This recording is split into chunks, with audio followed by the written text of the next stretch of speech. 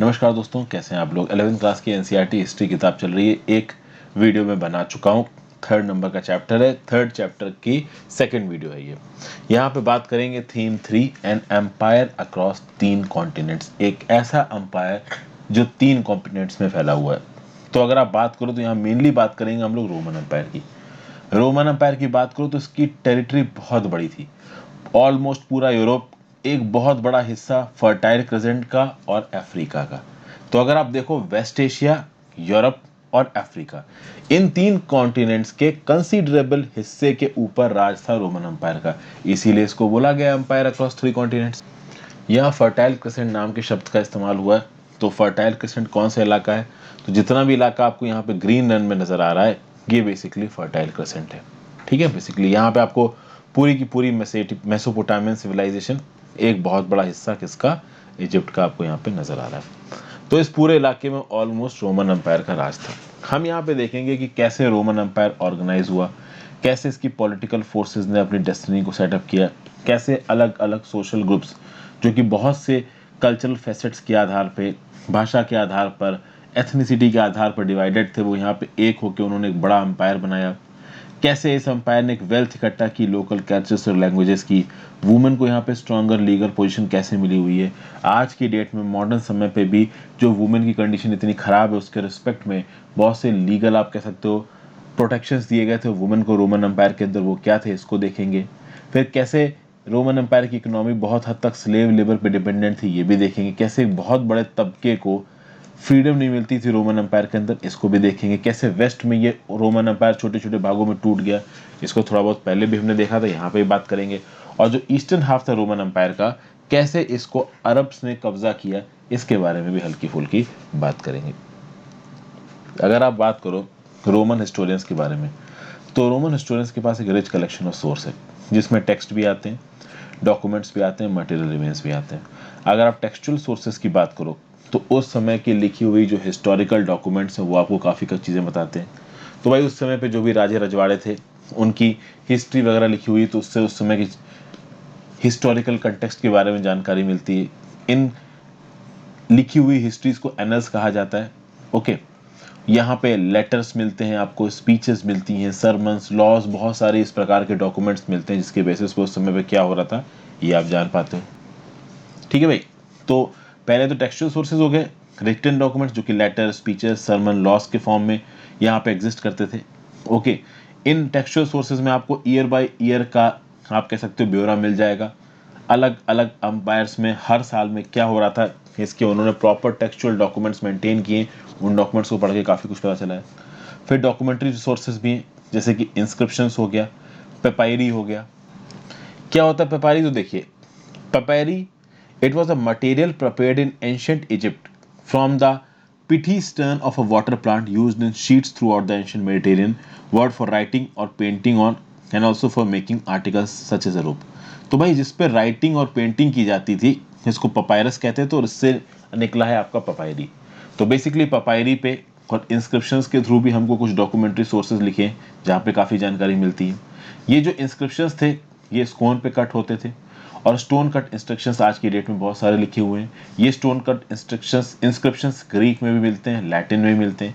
ये जो पेपायरस था, जैसे कि मैंने बताया, ये एक रीड लाइक प्लांट था जो कि नील नदी पे उगता था, और इसको प्रोसेस करके एक राइटिंग मटेरियल बनाया जाता था, जिसके ऊपर लिखा जाता था।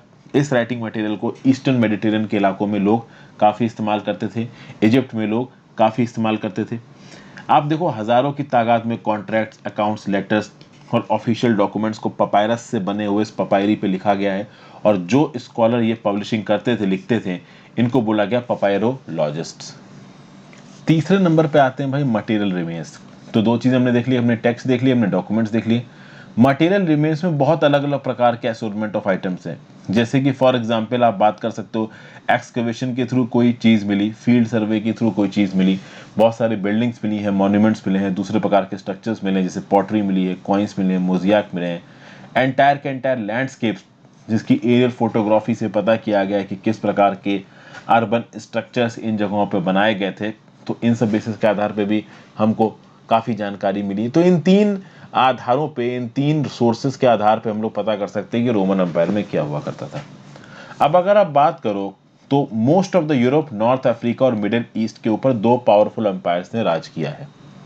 कब से लेके कब तक? क्राइस्ट के बर्थ से लेके early part of the 7th century, या कह लीजिए क्राइस्ट के बर्थ से थोड़ा पहले से लेके early part of 7th century तक, लगभग 630 तक। तो 630s तक, क्राइस्ट के बर्थ से लेके 630s तक के बीच में most of the Europe, northern part of Africa और मिडिल ईस्ट के ऊपर दो अंपायर्स ने राज किया है। ये दो अंपायर में एक अंपायर रोम का था और एक अंपायर ईरान का था। ये जो रोमन्स थे और ईरानियंस थे वो एक दूसरे के राइवल थे और बहुत लंबे समय तक ये लोग एक दूसरे से लड़े भी हैं। इनके अंपायर्स एक दूसरे के अगल बगल थे। तो जो ईरानियन अंपायर है वो ईस्टर्न रोमन अंपायर के बिल्कुल साइड में था और इनके बीच में जो सेपरेशन था वो एक नैरो स्ट्रिप ऑफ लैंड थी जो कि यूफ्रेटिस नदी के अलोंग थी। ओके, फिर अगर आप बात करोगे तो in this chapter we shall be looking at the Roman empire and we shall also be refer in passing to Romans rival Iran. तो रोमन अंपायर के बारे में देखेंगे और इसके बगल में जो ईरान का राज फ्लोरिश कर रहा था उसके बारे में भी हल्की फुल्की जानकारी लेंगे। तो आगे बढ़ने से पहले वीडियो पे लाइक का बटन, अगर अब तक आपने इस वीडियो को शेयर नहीं किया है, इस चैनल को शेयर और सब्सक्राइब नहीं किया, कर दीजिए। ज्वाइन बटन दबा के आप हेल्प कर सकते हैं। मेरे चैनल हर्षित द्विवेदी एजुकेशन के प्लेलिस्ट सेक्शन में जाइए, वहाँ पे आपको लक्ष्मीकांत की पॉलिटी की कंप्लीटेड मिल जाएगी, स्पेक्ट्रम मॉडर्न हिस्ट्री का मोस्ट इंपॉर्टेंट पार्ट कंप्लीट मिल जाएगा, सतीश चंद्रा की मीडियल हिस्ट्री और रमेश सिंह की इकोनॉमिक्स मिल जाएगी। तो अगर ये सब वीडियो से आपको मदद मिल रही तो ज्वाइन बटन दबा के हेल्प कर सकते हैं। इंस्टाग्राम फॉलो कर लीजिए, अलग अलग प्रकार से आपसे जुड़ने की कोशिश करूंगा। टेलीग्राम ग्रुप ज्वाइन कर लीजिए, वहाँ पे आपको मेरे लेक्चर्स की PDF भी मिल जाएगी, मेरे लेक्चर्स की नोटिफिकेशन भी मिल जाएगी। अब यहाँ पे आप देखो, if you look at the map you will see that the continents of Europe and Africa by separated by a sea that stretches from all the way Spain in the west to Syria in the east. This is called Mediterranean Sea. ये तो simple भाई, आज की date में भी अगर आपने ठीक से नक्शा दे रखा है तो ये पूरा का पूरा बीच में मेडिटेरियन सी नजर आ रहा है। बिल्कुल वेस्ट में स्पेन है और ईस्ट में आप इधर पे आ जाओगे तो यहाँ पे सीरिया है। सीरिया की प्रेजेंट डे कैपिटल क्या है?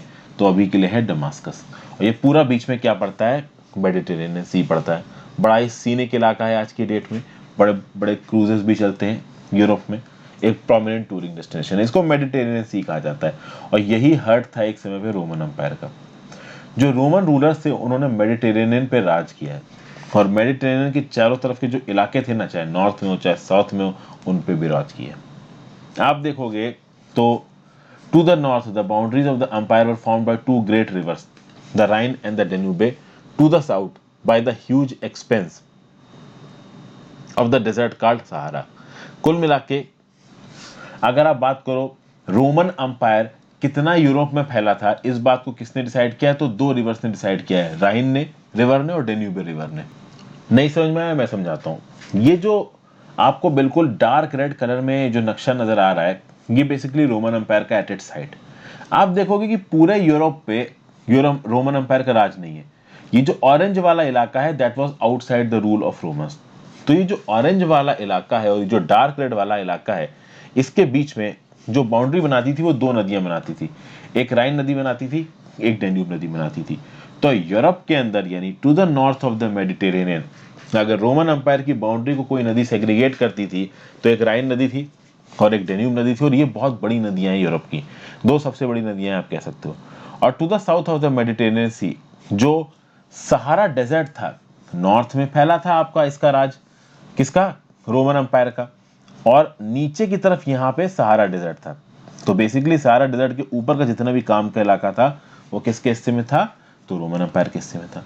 आप कह सकते हो ये जो वास्ट स्ट्रेच ऑफ टेरिटरी थी इसको रोमन अंपायर कहा जाता था। ईरान की बात की जाए तो Iran south of the Caspian sea से लेके ईस्टर्न अरेबिया तक का पूरा इलाका कब्जा के रखा था, जिसमें कुछ हिस्सा अफगानिस्तान का भी था। फिर बात करते हैं, वही ईरानियन एम्पायर की बात हम लोग कर रहे हैं। अभी ईरानियन एम्पायर कहाँ कहाँ तक फैला था? तो एक पार्थियंस करके काफी इंपॉर्टेंट रूलर्स थे ईरान में जिन्होंने रोमन एम्पायर के पैरेलली इस इलाके में राज किया है। तो ये जो आपको पूरा शेडेड इलाका लग रहा है, कहीं ना कहीं इन इलाकों में ईरान की चलती थी। ये जो बाउंड्री थी ना यहाँ पे, ये वाली यहाँ पे जो बाउंड्री थी, जहाँ पे आप कह सकते हो कि रोमन एम्पायर की बाउंड्री लगती थी किसके साथ? ईरानियन एम्पायर के साथ। यहाँ पे कुछ इलाके कभी रोमन एम्पायर की तरफ चले गए, कभी कुछ पार्थियन एम्पायर यानी कि ईरानियन एम्पायर की तरफ चले गए। तो ईरानियन एम्पायर और रोमन एम्पायर की जो बाउंड्रीज थी, वहाँ पे इलाके एक दूसरे में आते जाते रहते थे। हालांकि आप कह सकते हो कि बहुत बड़े इलाके पे ईरान का भी कब्जा था, बट रोमन अंपायर के एक्सटेंड की तो बात ही छोड़ दीजिए, बहुत बड़ा एक्सटेंड था रोमन अंपायर का। तो कहीं ना कहीं कह सकते हो कि ये जो दो सुपर पावर्स थी उस समय की, एक रोमन अंपायर, ईरानियन अंपायर, इन्होंने ऑलमोस्ट पूरे वर्ल्ड पे कब्जा कर लिया था। इन 3 कॉन्टिनेंट्स पे तो कर ही लिया था। नॉर्थ अफ्रीका, पूरा यूरोप, ऑलमोस्ट पूरा यूरोप और ऑलमोस्ट पूरा मिडिल ईस्ट। और चाइनीज इनको क्या बोलते थे? ताचिन। ठीक है, आगे बात करते हैं। अब बात करते हैं अर्ली एम्पायर की। रोमन एम्पायर को 2 फेजेस में डिवाइड किया है। एक है अर्ली एम्पायर और एक है लेट एम्पायर, ठीक है ना। Divided by 3rd century as a sort of historical watershed between. ये जो 3rd सेंचुरी एडी आएगी ना, इस 3rd सेंचुरी एडी से पहले का जो रोमन एम्पायर है उसको अर्ली रोमन एम्पायर कहा गया, और 3rd सेंचुरी एडी के बाद का जो रोमन एम्पायर है उसको लेटर रोमन एम्पायर कहा गया। तो टाइम के हिसाब से सेग्रीगेशन देखा। फिर ये जो 2 सुपर पावर्स थी, एक रोमन एम्पायर और एक ईरानियन एम्पायर, इसमें फर्क क्या था? तो भाई रोमन एम्पायर के बारे में आप कह सकते हो कि ये कल्चरली ज्यादा डाइवर्स था ईरान से। ईरानियन एम्पायर में आप देख सकते हो कि पार्थियन एम्पायर था, फिर ससानियन एम्पायर आया। तो पार्थियन और ससानियंस डायनेस्टी ने ईरान के ऊपर रूल किया। ओके, ज्यादातर जो आबादी थी इस इलाके की, जिसके ऊपर 2 इन डायनेस्टीज का राज था, वो ज्यादातर ईरानियन थी। हालांकि अगर आप रोमन एम्पायर की बात करोगे तो Roman empire was a mosaic of territories and cultures. बहुत ज़्यादा अलग अलग प्रकार की टेरिटरीज, अलग अलग प्रकार की पॉपुलेशंस, उनके अलग अलग प्रकार के कल्चर, और यहाँ पे एडमिनिस्ट्रेटिव सिस्टम एक, गवर्नमेंट एक, वो किसकी? रोमन एम्पायर की। भाई रोमन एम्पायर में नाना प्रकार की भाषाएं बोली जाती थी। एडमिनिस्ट्रेशन के पर्पसेस के लिए 2 भाषा यूज होती थी, लैटिन और ग्रीक, पर बोली बहुत सी भाषाएं जाती थी। ओके, तो अगर आप eastern side of Roman empire में चले जाओगे तो वहां की अपर क्लासेस क्या बोलती थी? ग्रीक बोलती थी, लिखती भी ग्रीक थी। अगर आप वेस्टर्न रोमन एम्पायर में चले जाओगे तो वहां की अपर क्लासेस लैटिन बोलती थी और लैटिन लिखती थी। और फिर आप देखोगे in the boundary between these broad language areas ran somewhere across the middle of the Mediterranean. तो मेडिटेरियन के बीच से कहीं पे ऐसी बाउंड्री निकलती थी जिसके ईस्ट में चले जाओ तो लोग ग्रीक बोल रहे होंगे, वेस्ट में चले जाओ तो लोग लैटिन बोल रहे होंगे। ओके, ये बाउंड्री कहां से निकली थी? तो between African provinces of Tripolitania and Cyrenaica. उतनी देखिए यहाँ पे जरूरत है नहीं। ओके, फिर आप समझ सकते हो कि ये जितने भी लोग थे रोमन एम्पायर के अंदर, वो एक सिंगल रूलर के अंदर रह रहे थे, एक सिंगल एम्परर के अंदर रह रहे थे, और रिस्पेक्टिव ऑफ द फैक्ट कि वो कौन सी भाषा बोलते हैं, कहाँ रहते हैं, कोई फर्क नहीं पड़ता। उनका एलिजियंस किसकी तरफ रहेगा? तो एक रूलर की तरफ रहेगा। अब यहाँ पे जो रिजीम इस्टेब्लिश किया गया था ऑगस्टस के द्वारा, जो कि पहला एम्परर था 27 बीसी में, इसको बोला गया प्रिंसिपेट। मतलब इस पूरे के पूरे रिजीम के इलाके को बोला गया प्रिंसिपेट। आप यहाँ पे कह सकते हो कि Augustus was a sole ruler and he was the real source of authority. लेकिन यहाँ पे कुछ प्रॉब्लम थी। The friction was kept alive that he was actually only the leading citizen, princeps in Latin, not the absolute leader. This was done out of respect for the senate, a body which had controlled Rome earlier in the days when it was a republic। देखिए भाई, एक समय पे रोम Republic था, उस समय से ही रोम में एक प्रथा थी सेनेट की। कुछ बड़े लोग मिलकर ग्रुप बनाते थे, उनको सेनेट बोला जाता था। अभी हुआ ये कि ऑगस्टस ने जब रोमन एम्पायर के ऊपर एम्परर बन के बैठा, तो वैसे तो ऑगस्टस सोल रूलर था, उसकी चलती थी, लेकिन कहीं ना कहीं ऑगस्टस पूर्ण अथॉरिटी नहीं थी। कहीं ना कहीं अगस्टस की अथॉरिटी के ऊपर कुछ रिस्ट्रिक्शंस थे, क्योंकि एक बॉडी सेनेट नाम की एग्जिस्ट करती थी जो कैसे ना कैसे करके अपनी चलाती थी। तो सेनेट, अगर आप बात करो, रोम में बहुत लंबे समय से सेनेट चल रही थी, सेंचुरी से सेनेट चल रही थी। और ये जो सेनेट थी वो एक ऐसी बॉडी थी जहां पे एरिस्टोक्रेसी थी। एरिस्टोक्रेसी मतलब सोसाइटी के, रोमन सोसाइटी जो सबसे अमीर खानदान के लोग थे वो इस सेनेट में आके बैठते थे। और ज्यादातर जो इस सेनेट में बैठे थे वो इटालियन डिसेंट के थे। क्योंकि रोम में बेस था ये सेनेट का इंस्टीट्यूशन, तो इस सेनेट में ज्यादातर बैठने वाले लोग इटालियन डिसेंट के थे, ज्यादातर लैंड ओनर्स थे। ठीक है भाई। इनफैक्ट जिन्होंने रोमन हिस्ट्री लिखी है, जो कि ग्रीक और लैटिन में सर्वाइव करती है, ये वही लोग थे जो सेनेटेरियल बैकग्राउंड में थे। ओके, तो यहाँ पे रिपब्लिक की बात की गई है। ओके, अब आप बोलोगे रिपब्लिक क्या होता है? देखिए यहाँ पे लिखा हुआ, the body which control Rome early. मतलब सेनेट एक ऐसी बॉडी थी जो रोम को पहले कंट्रोल करता था when it was a republic. अब रिपब्लिक का यहाँ पे क्या कंसेप्ट है? तो Republic was a name of a regime in which the reality of power lay with the Senate, a body dominated by a small group of wealthy families who formed the nobility। मतलब Republic एक ऐसा system था जहां पे actual power senate के हाथ में थी। सेनेट क्या है? एक स्मॉल ग्रुप है लोगों का जहाँ पे वेल्दी फैमिलीज के लोग हैं, जो कि आप कह सकते हो they are a part of nobility.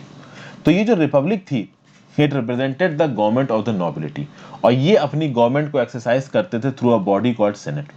ये जो रिपब्लिक था ये लास्ट किया 509 बीसी से 527 बीसी तक, ठीक है। बाद में ऑक्टेवियन ने, जो कि अडॉप्टेड सन था और हेयर था जूलियस सीजर का, जिसने बाद में अपना नाम बदल दिया ऑगस्टस, उसने कहीं ना कहीं इनकी बादशाहत को बंद किया और कहीं ना कहीं सेनेट से ताकत छीनी। सेनेट में अगर एक बार आप बैठ गए तो फिर आपकी फैमिली के आगे के लीनेज वाला ही सेनेट में बैठेगा। बाहर से क्वालिटी की बेसिस पे सेनेट में घुसना काफी मुश्किल था। सेनेटरशिप एक लाइफ के लिए मिलती थी, वेल्थ के आधार पर मिलती थी, ठीक है ना भाई। और ऑब्वियस सी बात है, एक आप बार आप सेनेट के मेंबर बन गए तो आप बन गए। ये अलग बात है कि सोसाइटी में आप एक्स्ट्राऑर्डिनरी तरीके से अमीर बन जाते हो तो सेनेट की कुर्सी आपके लिए खुल सकती है। तो कहीं ना कहीं सेनेट की अथॉरिटी को कुछ हद तक ऑगस्टस ने कम किया, ठीक है भाई। अब आप देखोगे कहीं ना कहीं रोमन एम्पायर में जो एम्परर्स थे, जो उनका सेनेट था, उसके बीच में आपको अक्सर का झगड़े देखने को मिलेंगे, डिसेंट देखने को मिलेगा। तो चूंकि हमने यहाँ पे देखा कि जो भी रोमन हिस्ट्रीज लिखी गई, चाहे वो ग्रीक में लिखी हो चाहे लैटिन में लिखी हो, सेनेट वालों ने लिखवाई हो। अभी अगर सेनेट वालों ने हिस्ट्रीज लिखवाई है तो हिस्ट्री में एम्परर को कैसे देखा गया होगा। अगर किसी एम्परर के सेनेटर से अच्छे, सेनेट्स वाले के जो मेंबर्स हैं उनसे अच्छे रिश्ते होंगे तो उस एम्परर के बारे में अच्छा लिखा गया होगा। और अगर किसी एम्परर के खराब रिश्ते हैं तो ऑब्वियसली बात उसके बारे में खराब ही लिखे हैं, क्योंकि हिस्ट्री किसने लिखवाई है, तो सेनेट वालों ने लिखवाई है। उसके बाद अगर आप देखोगे तो बहुत सारे ऐसे एम्परर्स आए हैं जो कि सेनेटेरियल क्लास की तरफ बहुत हॉस्टाइल रहे हैं, सेनेटेरियल क्लास की तरफ बहुत सस्पिशन से देखा है, ब्रूटैलिटी दिखाई है, वायलेंस दिखाया है। तो कहीं ना कहीं बहुत सारे सेनेटर्स रिपब्लिक के दिनों में वापस जाना चाहते थे, जहाँ पे केवल सेनेट की चलती थी। हालांकि वो चल नहीं सकती थी क्योंकि अब एम्परर बहुत ताकतवर हो गया था रोमन एम्पायर में। रोमन एम्पायर में एक बहुत लंबा समय इस बात में निकला है कि एम्परर ने कहीं ना कहीं सेनेट की ताकत को दबाया है। उसके बाद देखोगे कि एम्परर और सेनेट के अलावा एक जो बहुत बड़ा इंस्टीट्यूशन था रोमन एम्पायर में, वो था आर्मी। अगर इंपीरियल रूल आपको बना के रखना है तो भैया आर्मी की जरूरत तो पड़ेगी ही। ओके, अब देखिए यहाँ पे कुछ चीजें थी। जो पर्शियन एम्पायर था, जो ईरानियन एम्पायर थे, वहां पे जो आर्मी थी वो कॉन्स्क्रिप्टेड आर्मी थी। अब आप बोलोगे कंस्क्रिप्टेड आर्मी क्या होती, तो कंस्क्रिप्टेड आर्मी एक ऐसी आर्मी होती जहाँ पे फोर्सिबली रिक्रूट किया गया सैनिकों को, मिलिट्री सर्विस को कंपलसरी करके रखा गया, हर घर से कुछ लोगों को जाके मिलिट्री सर्विस देनी पड़ेगी। लेकिन ये जो रोमन्स की आर्मी थी, ये एक प्रोफेशनल आर्मी थी जहाँ पे सोल्जर्स को हायर किया गया था 25 सालों के लिए और उनको प्रॉपर तनख्वाह दी जाती थी। रोमन एम्पायर की बड़ी खास बात रही है कि इन्होंने एक प्रोफेशनल आर्मी को रिक्रूट किया गया था, जिसका डिस्टिंक्टिव फीचर ये था कि इसको प्रॉपर तनख्वाह सही समय पे दी जाती थी। तो ये जो आर्मी थी, ये लार्जेस्ट सिंगल ऑर्गेनाइज्ड बॉडी थी एम्पायर की। 6 लाख इस आर्मी में मेंबर्स थे बाय 4th सेंचुरी एडी, ठीक है ना। और इस आर्मी में ये पावर थी कि ये डिटरमिन कर सकता था फेट ऑफ एम्परर्स। ये जो सोल्जर्स थे ये अक्सर कर बहस करते थे, रेबेलियन करते थे, किसके सामने, रोमन एम्पायर के सामने, कि हमको बेटर वेजेस दो, सर्विस कंडीशंस दो। ये एजिटेशंस कभी कभी म्यूटिनी भी बन जाते थे। ओके, जब कभी आपको रोमन सोल्जर्स, मतलब देखिए रोमन सोल्जर्स बहुत अलग अलग जगह पे डिप्लॉयड थे। ऐसा नहीं था कि एक जगह म्यूटनी हो गई तो हर जगह म्यूटनी हो जाएगी। इनके अलग अलग कंटिजेंट थे, तो किसी एक कंटिजेंट में म्यूटनी हो गई, किसी एक कंटिजेंट की अपने जनरल के साथ नहीं बनी, तो उसके चलते छोटी मोटी म्यूटनीज हमको यहाँ पे देखने को मिली है। ओके, फिर आप देखोगे our picture of Roman army depends largely on the way they were portrayed by historians with senatorial sympathies। फिर वही बात हो गई, हिस्ट्री सेनेटर, सेनेट में जो बैठने वाले लोग हैं उन्होंने लिखवाई है। तो सेनेट में बैठने वाले लोगों ने जिस प्रकार से एम्परर को देखा उस प्रकार से हिस्ट्री में एम्परर को पोर्ट्रे करवाया, जिस प्रकार से उन्होंने आर्मी को देखा उस प्रकार से आर्मी को पोर्ट्रे करवाया। और सेनेट कहीं ना कहीं आर्मी से डरता था, क्योंकि आर्मी के ऊपर सेनेट से ज्यादा कंट्रोल एम्परर का था। तो अगर सेनेट ज्यादा हीरो बनते थे तो आर्मी डिप्लॉय हो जाती थी, और अक्सर कर आर्मी अनप्रिडिक्टेबल वायलेंस करती थी, जिसके चलते ये जो सेनेट में बैठे हुए मेंबर्स थे कांप जाया करते थे। तो ऑब्वियस ही बात है, कहीं ना कहीं इन्होंने जो हिस्ट्री लिखवाई है उसमें थोड़ी बहुत आर्मी की बुराई भी की गई है। तो यहाँ पे हमने क्या देखा कि भाई 3 पिलर्स निकल के आ रहे हैं, यहाँ पे 3 मेन प्लेयर्स निकल के आ रहे हैं political history of Roman empire में। एक है एरिस्टोक्रेसी, जो कि कहीं ना कहीं रिप्रेजेंट की जा रही है सेनेट के द्वारा, दूसरा है आर्मी, और तीसरा है एम्परर। ओके, इंडिविजुअल एम्परर्स किस हद तक सक्सेसफुल होंगे वो इस बात पे डिपेंड करेगा कि उनका आर्मी के ऊपर क्या पकड़ है, ठीक है ना। और आर्मी अगर डिवाइड हो गई तो कहीं ना कहीं सिविल वॉर हो जाएगा, आपस में एक दूसरे की लड़ाई हो जाएगी। सिविल वॉर क्या है? सिविल वॉर ये है कि armed struggles for power with in the same country.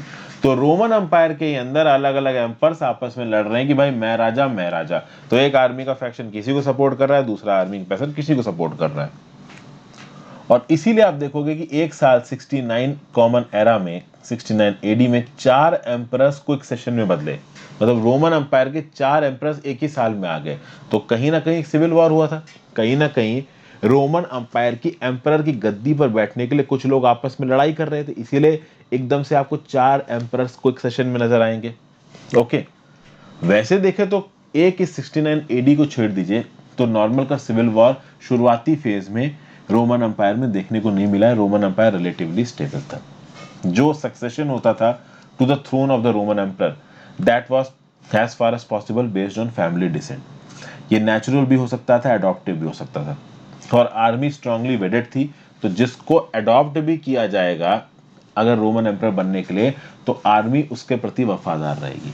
For example आप देखोगे टाइबेरियस नाम के राजा ने 14 से लेकर 37 एडी तक जिसने राज किया है वो सेकंड है in the long line of Roman emperors. वो एक्चुअली में नेचुरल सन नहीं था ऑगस्टस का, ठीक है ना।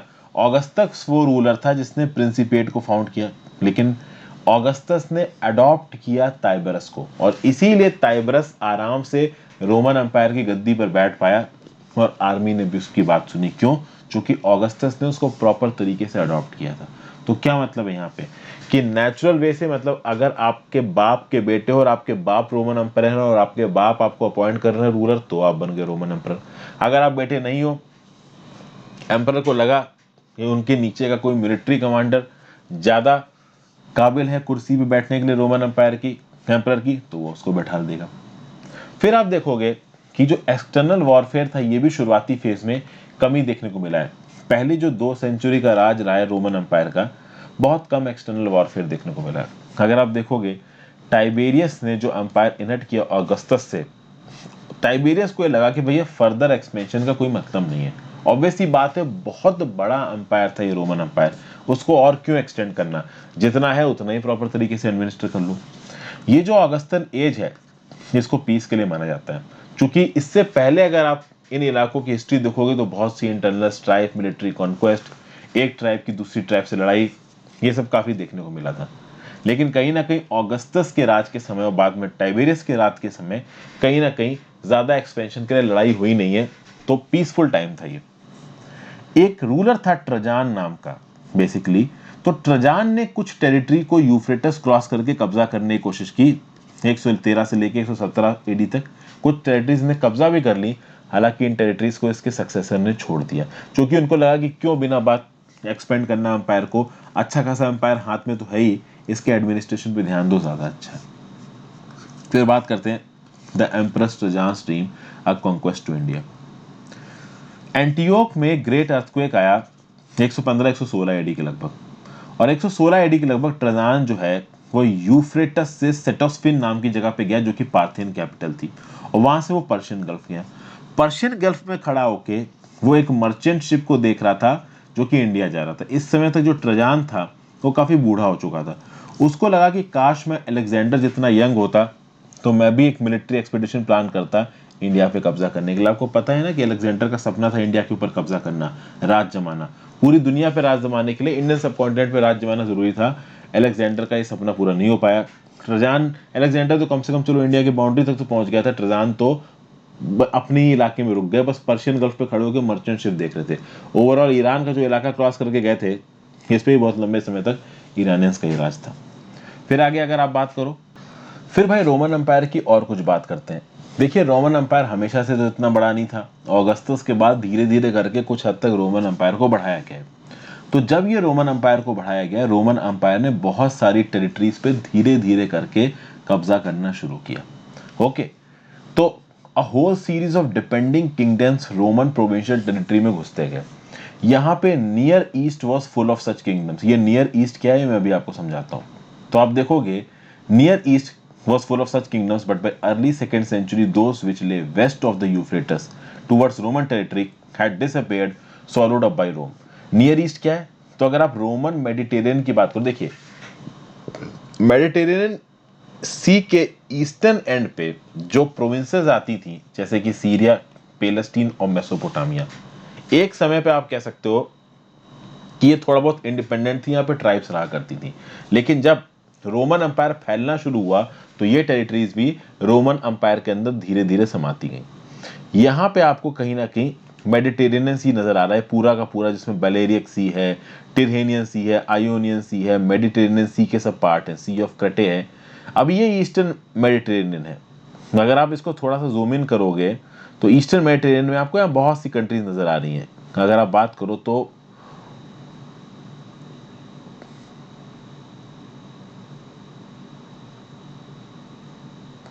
इतना ठीक है, सीरिया देख लीजिए, नीचे लेबनान देख लीजिए, इजराइल देख लीजिए, इराक का इलाका देख लीजिए जिसमें आपकी मेसोपोटामिया सिविलाइजेशन थी। तो ये जो इलाके थे ना, ये कहीं ना कहीं पूरी तरीके से रोमन एम्पायर की कंट्रोल के अंदर धीरे धीरे चले गए। इनकी खुद की आइडेंटिटी गायब हो गई and they became a part of Roman empire.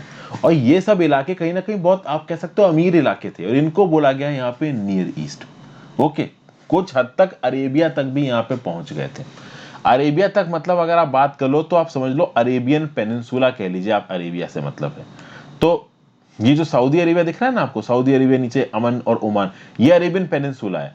तो थोड़ा बहुत इस इलाके से नीचे की तरफ भी अरेबिया में एंट्री मार गए थे रोमन एम्पायर वाले, लेकिन बाद में अरब्स आएंगे और इनको खदेड़ेंगे। वो खैर बात की बात है, उसको मैं बाद में समझाऊंगा आपको। तो अब आप यहाँ पे देखोगे ये जो किंगडम्स थे छोटे छोटे जो कि रोमन एम्पायर में शामिल हो गए थे, ये थे छोटे छोटे बट ये बहुत अमीर थे। फॉर एग्जाम्पल हेरोड का जो किंगडम था, इससे सालाना कमाई होती थी 5.4 मिलियन डेनरी की। डेनरी क्या था? डेनरी एक रोमन सिल्वर कॉइन था जिसमें 4.5 ग्राम प्योर सिल्वर था। और ये जो 5.4 मिलियन डेनरी पर ईयर था, this was equivalent to 1,25,000 kilo of gold. मतलब 1,25,000 किलो गोल्ड की कमाई होती थी हेरोड किंगडम से। इस हद तक आप कह सकते हो अमीर और पैसे वाले किंगडम्स रोमन एम्पायर के अंदर शामिल हो गए थे। रोमन एम्पायर के अंदर जितना भी इलाका था उसको प्रोविंसेस में बांट दिया गया था। बस एक जो जगह थी इटली, इटली में रोम था और वहां से सेंट्रल एडमिनिस्ट्रेशन चलता था रोमन एम्पायर का, वहां पे रोमन एम्पायर बैठता था। तो केवल इटली को छोड़ दो तो बाकी सारी टेरिटरीज को प्रोविंसेस में बांट दिया गया था और हर प्रोविंस पे टैक्स लगाया जाता था और टैक्स इन प्रोविंसेस को देना पड़ता था। तो ये प्रोविंसेस बहुत कमाती थी, तो रोमन एम्पायर के पास बहुत पैसा जाता था, रोमन एम्पायर बहुत अमीर था। आप देखोगे तो at its peak in second century the Roman empire stretch from Scotland to the borders of Armenia. मतलब कि from Scotland to the borders of Armenia stretch करता था आपका Roman empire, and from Sahara to Euphrates spread करता था। आप अगर map देखो तो यूरोप में यूनाइटेड किंगडम में जाइए और कहीं ना कहीं आप इसको जूम इन करिए तो यहां पे आपको ग्लासगो नजर आ रहा है। Basically this Glasgow is in Scotland. यहां से अगर आप शुरू करो तो आप कह सकते हो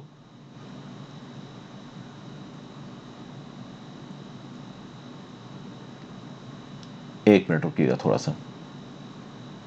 तो यहां ग्लासगो से शुरू करिए तो पूरा का पूरा यूरोप, हालांकि यूरोप में लगभग ऊपर का जो हिस्सा था वो नहीं था इनके कंट्रोल में रोमन एम्पायर के। कितना इलाका इनके रोमन एम्पायर कंट्रोल में था वो पहले मैं इमेज में आपको दिखा चुका हूं। फिर आप यहां पे आओ और इधर जूम इन करो तो ये जो अर्मीनिया नाम का कंट्री, प्रेजेंट डे कंट्री नजर आ रहा है ना, कुछ यहां तक इन रोमन्स का राज पहुंच गया था। समझ गए? तो बहुत बड़ा सा रोमन का राज कहने का मतलब ये है। फिर अगर आप बात करो, कोई सरकार नहीं थी रोमन्स की चलाने की, बेसिकली कोई सरकारी अरेंजमेंट नहीं था। तो यहां पे एक बहुत कॉमन सा सवाल उठ के आता है कि कोई proper administrative structure in Romans ने सेटअप नहीं किया। तो एक रोमन एम्पायर रोम में बैठ के, एक रोमन एम्पायर रोम में बैठ के इतने बड़े एम्पायर के ऊपर कब्जा कैसे चला रहा था, कंट्रोल कैसे कर रहा था, इनका एडमिनिस्ट्रेशन कैसे चला रहा था। और इस पूरे के पूरे रोमन एम्पायर में लगभग 6 करोड़ लोग रहते थे। तो भाई एक सेंट्रलाइज्ड रोमन एम्पायर ने इतना बड़ा एडमिनिस्ट्रेशन कैसे चलाया? तो अर्बनाइजेशन के दम पे इसने एडमिनिस्ट्रेशन चलाया। अगर आप बात करो ग्रेट अर्बन सेंटर्स की, तो ये जो ग्रेट अर्बन सेंटर्स थे ये मेडिटेरेनियन सी पे थे, जैसे कि कार्थेज, अलेक्जेंड्रिया और एंटीओक। तो इसमें कुछ शहर मैं आपको दिखा देता हूं। अलेक्जेंड्रिया नाम का शहर ये इजिप्ट में, यहां पे आपको नजर आ रहा है।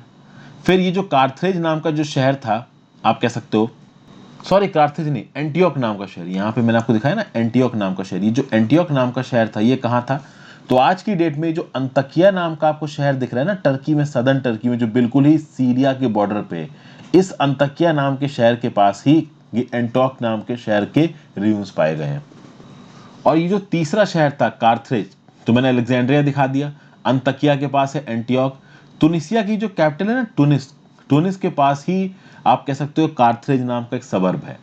तो ये जो तीन शहर थे आपके, कार्थेज, अलेक्जेंड्रिया, एंटियोक, ये आप कह सकते हो अर्बन सेंटर्स थे जो कि कहीं ना कहीं मेडिटेरियन सी पे लाई करते हैं। अभी इन अर्बन सेंटर्स के अंदर आते थे रूरल सेंटर्स। टैक्सेस केवल अर्बन सेंटर्स से नहीं उठाए जाते थे, टैक्सेस रूरल एरिया से भी उठाए जाते थे, लेकिन अर्बन सेंटर्स की जो सरकारें थी वो इस बात को इंश्योर करती थी कि रूरल एरिया से प्रॉपर तरीके से टैक्स उठाए जाए। तो कंट्री साइड को, रूरल एरियाज को, प्रोविंशियल कंट्री साइड्स को गवर्न करने के लिए, उनसे टैक्स एक्सट्रैक्ट करने के लिए भाई ये सिटीज मेजर रोल प्ले करती थी, और कंट्री साइड से मेजर वेल्थ आती थी एम्पायर की। तो आप देखोगे जो लोकल अपर क्लासेस थी इन पर्टिकुलर शहरों की और इन पर्टिकुलर एरियाज की, वो रोमन स्टेट और रोमन एम्परर के साथ मिलकर कोलैबोरेट करती थी अपनी टेरिटरीज को एडमिनिस्टर करने में, और जो टैक्सेस इकट्ठा होते थे कुछ अपने पास रख लेती थी, कुछ रोमन एम्परर को दे देती थी। तो आप देख सकते हो कि रोमन पॉलिटिकल हिस्ट्री में ये जो अर्बन एरियाज थे उन्होंने कहीं ना कहीं रोल प्ले किया। क्यों? क्योंकि ये जो अर्बन एरियाज थे इनको आप लोकल किंगडम बोल सकते हो। ये जो लोकल किंगडम्स थे ये एक प्रकार के रोम के क्लाइंट्स थे। ये जो रूलर्स थे, ओके, इन रूलर्स ने बोला कि हमारे पास जो भी फोर्सेस हैं वो हम रोम की सेवा में लगाएंगे, और एट द सेम टाइम रोम इनको आजादी देता था कि ठीक है भाई तुम अपने अफेयर्स को अपने हिसाब से कंडक्ट करो, इन पीस कंडक्ट करो। तो इन जो इलाके थे जो कि रोमन एम्पायर के अंदर आते थे, जैसे कि फॉर एग्जांपल तुनिसिया का इलाका हो गया, तो यहाँ पे जो लोकल राजा होगा वो अपने हिसाब से राज करता था, बस जो टैक्सेस आते थे उन टैक्सेस का एक हिस्सा वो रोमन एम्पायर के पास भी भेजता था। समझ गए? तो ये चीजें थी यहाँ पे। फिर आप देखोगे कि पावर शिफ्टिंग बहुत हुई है। ये जो रोमन अंपायर का रूल रहा है बहुत लंबे समय के लिए रहा है, तो कभी कभी ये जो प्रोविंसेस थी इनके रूलर्स स्ट्रांग हो गए, कभी कभी वो रोमन एम्पायर जो कि इटली में बैठता था, रोम में बैठता था, वो बहुत ज्यादा ताकत एक्सर्ट करता था इन प्रोविंसेस के ऊपर। तो इस प्रकार से ताकत इन प्रोविंसेस के पास ज्यादा रही या इटली में बैठे रोमन एम्पायर के पास ज्यादा रही, ये थोड़ी बहुत शिफ्टिंग, थोड़ा बहुत आपस में मनमुटाव चलता रहता था। ओके, आप देखोगे ज्यादातर सेकेंड और थर्ड सेंचुरी में जो प्रोविंशियल अपर क्लासेस थी, मतलब जिन इलाकों पे रोमन अंपायर का राज था, उन इलाकों की जो अपर क्लासेस हुआ करती थी वही प्रोविंसेस पे राज करती थी, एडमिनिस्ट्रेशन चलाती थी, और आर्मीज को भी वही कमांड करती थी। तो यहां पे आप देखोगे कि एक न्यू एलीट ऑफ एडमिनिस्ट्रेटर्स और मिलिट्री कमांडर्स बने जो कि आगे आने वाले समय में बहुत पावरफुल हुए। आप ये देखोगे कि इन इलाकों के जो मिलिट्री कमांडर्स थे ये किसको रिपोर्ट करते थे? ये राजा को रिपोर्ट करते थे, और इन मिलिट्री कमांडर्स के अंदर सेना होती थी, वो रोमन एम्परर के सेवा में रहती थी, और इस सेना को रोमन एम्परर तनख्वाह देता था। तो इसी तनख्वाह के लिए लोग कभी कभी म्यूटिनी भी कर देते थे। तो ये जो मिलिट्री थी और जो मिलिट्री जनरल्स थे काफी ताकतवर होते गए। जो रोमन एम्परर था वो ताकतवर था, हालांकि किसी भी एम्परर की पर्सनल क्वालिटी पे डिपेंड करता है कि उसका एडमिनिस्ट्रेशन कैसा होगा, लेकिन जो सेनेट था, सेनेटोरियल क्लास थी, वो कहीं ना कहीं यहाँ पे कमजोर पड़ गई थी। फिर आप देखोगे कि जैसे जैसे ये न्यू मिलिट्री ग्रुप आया, इस नए मिलिट्री ग्रुप को एम्परर गैलिनियस जो कि 253 से लेकर 268 एडी में राज करेगा, उसने इनके राइट्स को कंसोलिडेट किया और सेनेटर्स के पास जो भी थोड़ी बहुत मिलिट्री कमांड बची थी वो छीन ली। गैलिनियस ने बोला कि जो सेनेटर्स हैं ये आर्मी में सर्व नहीं कर सकते, आर्मी का एक्सेस इनके पास नहीं होगा, मतलब सेनेटर्स के हाथ में पूरी तरीके से जो कंट्रोल था वो गैलिनियस ने वापस खींच लिया। ओके, तो आप ये देखोगे, to sum up, in the late first, second and early third centuries the army and the administration were increasingly drawn from the provinces. मतलब एडमिनिस्ट्रेशन के लिए और आर्मी के लिए लोग कहां से आ रहे थे? तो प्रोविंसेस से आ रहे थे, और कहीं ना कहीं इन प्रोविंसेस में रोमन एम्पायर का पार्ट होने की सिटीजनशिप का कंसेप्ट भी फैल गया था, और कहीं ना कहीं अब मिलिट्री कमांडर्स और एडमिनिस्ट्रेशन की क्लास है वो इटली से अपॉइंट नहीं हो रही थी, वो प्रोविंसेस से निकल रही थी। तो चूंकि अब वो प्रोविंसेस से निकल रही थी तो कहीं ना कहीं उनकी भी बिलोंगिंगनेस, जो सेंस ऑफ बिलोंगिंगनेस थी टू द रोमन एम्पायर, वो भी बढ़ रही थी। लेकिन सेनेट में जो इंडिविजुअल्स थे इटालियन ओरिजिन के वो बने रहे। बाद में आप देखोगे कि धीरे धीरे करके सेनेट में भी प्रोविंशियल ओरिजिन के सेनेटर्स धीरे धीरे करके आगे आते गए, क्योंकि इन प्रोविंसेस में भी अमीर लोग थे और वो भी अपनी अमीरियत के दम पे सेनेट में जगह मांग रहे थे। और एम्परर भी चाहता था कि इस सेनेट में भी बाहर के प्रोविंसेस के लोग आए, ना कि इटली की एरिस्टोक्रेटिक क्लास घुसी रहे। ओके, तो यहाँ पे देखोगे कि इटली की पॉलिटिकल क्लाउड गिर रही थी, पॉलिटिकल और इकोनॉमिक क्लाउड दोनों, जो कि प्रोविंसेस के अलग अलग जो इलाके थे जो कि कहीं ना कहीं रोमन अंपायर के अंदर थे, उनके वेल्दी फैमिलीज, उनके मिलिट्री कमांडर्स उठ के आगे आ रहे थे। तो जो वेल्दी और मोर अर्बनाइज्ड पार्ट थे मेडिटेरियन के, जैसे south of Spain, Africa, east, यहाँ के अमीर लोग यहाँ पे मिलिट्री कमांडर्स उठ के आ रहे थे, तो सेनेट में, आर्मी में एक मेजर रोल प्ले कर रहे थे। ठीक है, तो रोमन सेंस में क्या बोला गया कि अगर कोई अर्बन सेंटर है, उसका खुद का मजिस्ट्रेट होगा, उसकी खुद की सिटी काउंसिल होगी, उसकी खुद की टेरिटरी होगी जिसमें कुछ विलेजेस होंगे। अभी दो सिटीज की टेरिटरी में कोई, आप कह सकते हो कि इंटरफेरेंस नहीं होता था, लेकिन हो सकता है कि एक विलेज एक से ज्यादा सिटी के अंदर आता हो। विलेजेस को भी कभी कभी आप सिटीज के स्टेटस पे लेके आ सकते हो, डिपेंड करता है कि उस विलेज की स्ट्रेटेजिक और लोकेशनल इंपॉर्टेंस क्या है। समझ गए? अगर आप सिटी में रहते हो तो कहीं ना कहीं आपकी इंपॉर्टेंस ज्यादा होगी। You have some specific advantages of living in a city, ठीक है ना, क्योंकि जब सिटी में रहोगे तो फैमिन के समय पे आपके पास जल्दी सप्लाईज पहुंचा दी जाएगी, फूड शॉर्टेज के समय पे आपके पास जल्दी सप्लाईज पहुंचा दी जाएगी। फिर डॉक्टर गैलन ने यहाँ पे एक अकाउंट दिया है कि कैसे रोमन सिटीज अपने कंट्री साइड को ट्रीट करती थी, और ये अकाउंट अच्छा नहीं है। आप अगर देखोगे तो फैमिन यहाँ पे भी आते थे, ओके, और फैमिन सक्सेसिव ईयर्स में आते थे, तो माल न्यूट्रिशन यहाँ पे भी प्रेवलेंट था। अब होता यह था कि जो सिटी डवेलर्स थे ये गांव के इलाकों में जाते थे और भर भर के ग्रेन्स ले आया करते थे, तो हार्वेस्ट रूरल इलाकों में होता था, तो हार्वेस्ट के बाद रूरल इलाकों से वीट, बार्ले, बीन्स, लेंटिल ये सब लोग भर के ले आते थे, और पीजेंट्स के पास कुछ पल्सेस बची होती थी और कुछ ही धान बचते थे। अभी इन पीजेंट्स की पल्सेस और धान पूरे साल चलते नहीं थे, तो जब इनके पल्सेस और धान खत्म हो जाते थे तो विंटर में ये जो कंट्री साइड रूरल इलाके के लोग थे जो उस क्रॉप को पैदा कर रहे थे, उनको अनहेल्दी फूड खाने पड़ते थे स्प्रिंग में। वो twigs, shoots of trees and bushes खा रहे हैं, बल्ब और रूट्स खा रहे हैं एडिबल प्लांट्स के। इसका क्या मतलब है? इसका मतलब ये है कि जो रोमन सिटीज थी वो कहीं ना कहीं अपने कंट्री साइड का ध्यान ठीक से नहीं रखती थी। फिर आगे बात की जाए कि रोमन अर्बन लाइफ में पब्लिक बाथ्स की काफी इंपॉर्टेंट थी, तो पब्लिकली इस प्रकार के बाथ्स बनाए गए थे।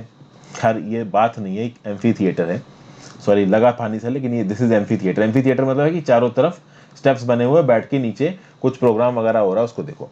पब्लिक बाथ मतलब ऐसे इलाके जहां पानी भरा रखा है, आप लोग ओपन में जाके नहा सकते हो, बहुत सारे लोग मिलके। अभी इस प्रकार के पब्लिक बाथ्स को एक ईरानियन रूलर ने अपने इलाके में भी इंट्रोड्यूस करने की कोशिश की, बट वहां पे जो रिलीजियस क्लास थी, क्लर्जी क्लास थी, उसने मना कर दिया। उसने बोला भाई पानी तो एक सैक्रेड एलिमेंट है, तुम इसको पब्लिकली बाथिंग के लिए इस्तेमाल कर रहे हो तो ये गलत प्रकार का आप शो कर रहे हो। मतलब कि ईरानियन कल्चर में और रोमन कल्चर में यहाँ पे फर्क आ गया। रोमन कल्चर में पब्लिक बात को बढ़ावा दिया जा रहा है, बट ईरानियन कल्चर में कहीं ना कहीं पब्लिक बात को ऑन अकाउंट ऑफ कि भाई वाटर एक सैक्रेड एलिमेंट है, डिस्करेज किया जा रहा है। फिर कहीं ना कहीं आप देखोगे तो रोमन अंपायर में अर्बन पॉपुलेशन के पास एंटरटेनमेंट के बहुत प्रकार के लेवल थे। अगर आप अर्बन में एक कैलेंडर देखोगे, सॉरी ये रोमन अंपायर में अगर आप कैलेंडर देखोगे तो स्पेक्टुकुला मतलब ये दिखाता था कि 176 डेज ऑफ द ईयर में कोई ना कोई एंटरटेनमेंट वाली एक्टिविटी होती रहती थी। यहाँ पे देखिए रोमन कैंटोनमेंट टाउन है मिंदोनिसा, ये स्विट्जरलैंड में है, मॉडर्न स्विट्जरलैंड में। यहाँ पे एक एम्फी थिएटर है।